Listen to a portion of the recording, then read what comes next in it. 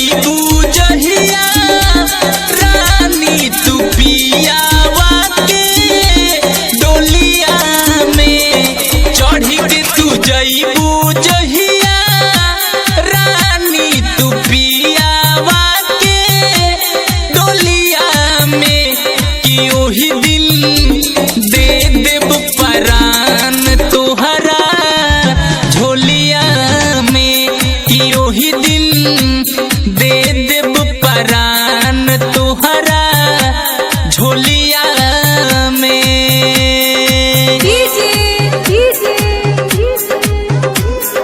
बोलू बोलू ताड़ी बजा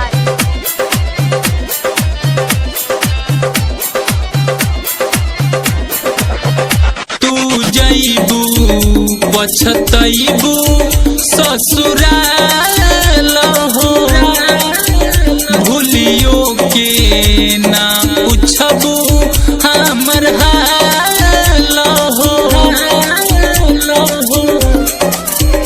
तू जईबू पछतईबू ससुराल हो भूलियो के ना पूछबू हमर हाल हो।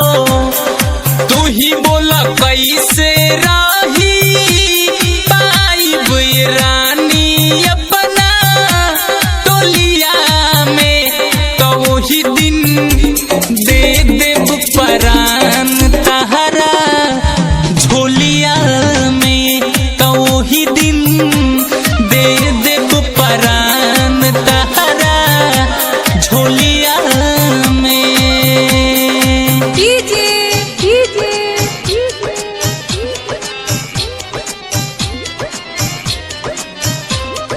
बोलू बोलू ताड़ी बजा तोहरा बिना ए हसीना मरी जाइब हो दिलवा के दुख मुकेश से का बताइब हो। तोहरा बिना ए हसीना मरी जाइब हो दिलवा के दुख मुकेश से